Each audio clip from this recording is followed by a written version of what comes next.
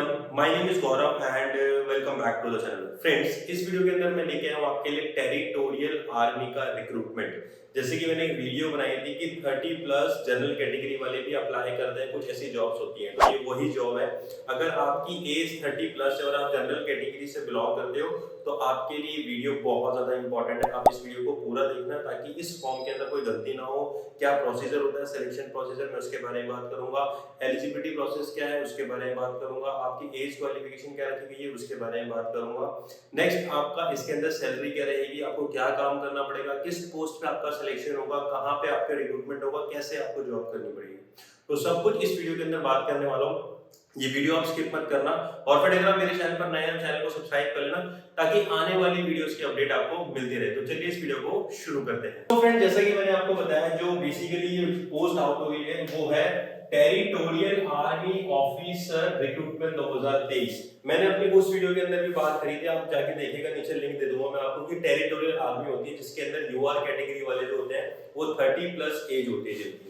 अब बात करते हैं इसकी अप्लाई डेट के बारे में। अप्लाई डेट इसकी 23 अक्टूबर है और जो लास्ट डेट है वो इसकी 21 नवंबर है। तो लगभग अभी फॉर्म भी स्टार्ट नहीं हुए हैं, तो आपके पास बहुत टाइम है। एक बार आपको मैं रिमाइंड भी करा दूंगा इंस्टाग्राम पे, आप मुझे फॉलो करके रखिएगा, नीचे लिंक दे रखा है डिस्क्रिप्शन बॉक्स में। एग्जाम की बात करें तो 3rd और 4th वीक में इसका एग्जाम होगा दिसंबर के अंदर। दिसंबर के मतलब अगले महीने, जैसे ये फॉर्म आपके 21 को लास्ट डेट है, उसके बाद 3rd से 4th वीक मतलब 15 दिसंबर के आसपास का एग्जाम कंडक्ट होगा टेरिटोरियल आर्मी का।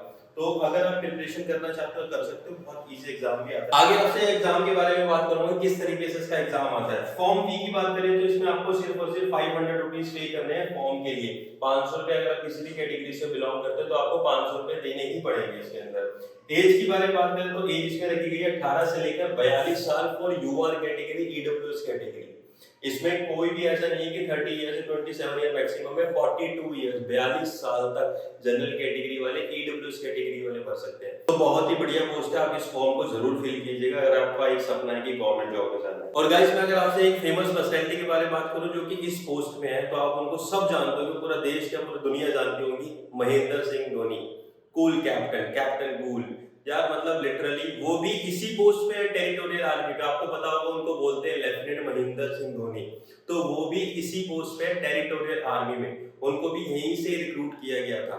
तो आप भी उस पोस्ट पे जा सकते हैं। तो यार एक बहुत अच्छी पोस्ट है ये।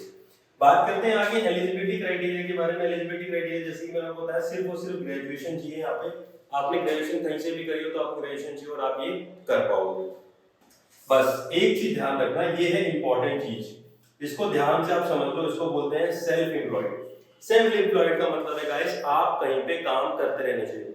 अब वो जरूर नहीं गवर्नमेंट जॉब हो, आप प्राइवेट जॉब हो अप्लाई करिएगा। किसी भी प्राइवेट में आप कर रहे हैं, आप ट्यूशन पढ़ा रहे हैं, इवन आप यूट्यूब पे वीडियो भी बनाते हैं, तब भी आप अप्लाई कर सकते हैं। पता है ऐसा क्यों किया गया? क्योंकि जब आपका सिलेक्शन हो जाएगा, डॉक्यूमेंट वेरिफिकेशन के लिए आप जाओगे, तो वहां पे आपको एक अपने जो इनकम का वो प्रूफ आपको देना पड़ेगा कि हाँ भाई मैं सेल्फ एम्प्लॉयड हूँ। चाहे आपका खुद का बिजनेस है, चाहे आप कोई छोटा मोटा कुछ भी काम करते हैं, आप ट्यूशन पढ़ाते हैं, कुछ भी करते हैं, एफिडेविट बनवा लेना कि भाई ऐसे ऐसे मैं यहाँ पे कोचिंग करता हूँ और मेरी पर मंथ सैलरी इतनी है या फिर ईयरली सैलरी इतनी है। वो सब आपको वहाँ पे दिखानी पड़ती है।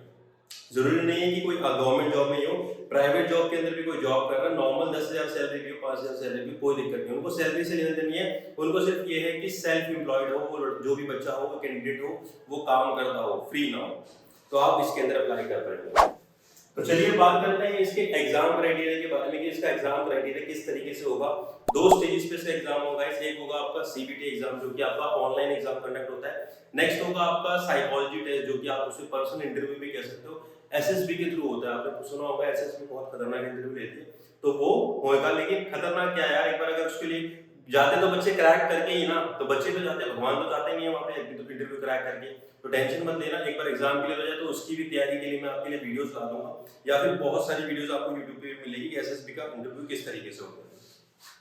चलिए बात करते हैं इसकी स्टेज 1 के बारे में। स्टेज 1 के अंदर क्या है, सीबीटी आपका एग्जाम कंडक्ट होगा, जिसमें आपकी रीजनिंग आएगी गाइस, वो आएगी 25 मार्क्स, 25 क्वेश्चंस होंगे, 25 ही मार्क्स की आएगी। उसके बाद मैथमेटिक्स के अंदर 25 क्वेश्चंस होंगे, 25 ही मार्क्स होंगे। जीके के अंदर आपके 25 एंड 25, इंग्लिश में 25 एंड 25। तो मतलब सेम क्वेश्चन सेम मार्क्स, एक क्वेश्चन एक ही मार्क्स होगा। 100 क्वेश्चंस होंगे, 100 मार्क्स का आपका एग्जाम होगा। नेगेटिव मार्किंग भी रखी गई है 0.33, मतलब 1/3, जिससे कि अगर आप 3 क्वेश्चन गलत करोगे तो आपका 1 मार्क डिडक्ट कर लिया जाएगा। तो इस चीज का ध्यान देना। टाइम मिलेगा सबसे ज्यादा, इतना टाइम तो यार 200 क्वेश्चन में मिलता है डीएसएसपी में। तो ये है आपके पास 2 घंटे का टाइम सिर्फ और सिर्फ 100 क्वेश्चन करने में। तो मैंने कहा था आपको स्टार्टिंग में बहुत अच्छा एग्जाम आता है, बहुत अच्छे से कर सकते हो। अगर आप थोड़ी बहुत भी तैयारी कर रखे तो इस एग्जाम में क्रैक कर सकते हो। चलिए बात करते हैं नेक्स्ट स्टेज 2 के बारे में, जो कि जैसे कि मैंने आपको बताया वो होगा साइकोलॉजी टेस्ट। साइकोलॉजी टेस्ट के अंदर आपसे इंटरव्यू भी हो सकता है कोई सिचुएशन दे दे।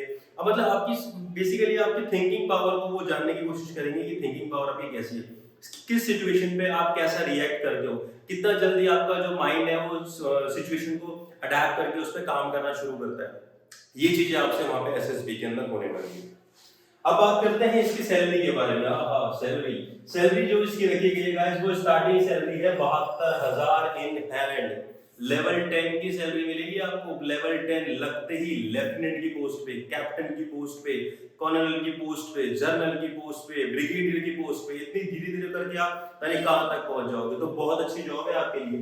लगते ही आपको लेफ्टिनेंट की पोस्ट मिलेगी। सबसे पहली पोस्ट इसके अंदर लेफ्टिनेंट होगी जो आप लगोगे। लेफ्टिनेंट विक्रम, लेफ्टिनेंट जो आपका नाम क्या लगा लो लेफ्टिनेंट, सोच लो क्या लगेगा। उसके बाद बात करते हैं कैप्टन। सेकंड रैंक आपकी इसके अंदर कैप्टन होगी, जो कि आपका कहते हैं प्रमोशन होगा, फिर आप मेजर बनोगे, मेजर के बाद लेफ्टिनेंट कर्नल बनोगे। तो ये सारी चीजें मतलब आपको यहाँ पे देखने को मिलेगी अपने अंदर। जो भी प्रमोशन होगा इस तरीके से डिपार्टमेंटल एग्जाम होंगे और किस तरीके से आपको काम करना पड़ेगा। तो चलिए बात करते हैं इसके एक स्पेशल चीज के बारे में। बेसिकली टेरिटोरियल आर्मी है क्या? गाइस देखो, टेरिटोरियल आर्मी में आपको बताता हूँ क्या होती है। आपने देखा होगा इंडियन आर्मी तो सुना ही होगा। इंडियन आर्मी को जो असिस्ट करती है, जो उनकी हेल्प करती है, जैसे कि इंडो पाक वॉर के अंदर भी टेरिटोरियल आर्मी का बहुत बड़ा योगदान था। इंडो चाइना वॉर के अंदर भी था।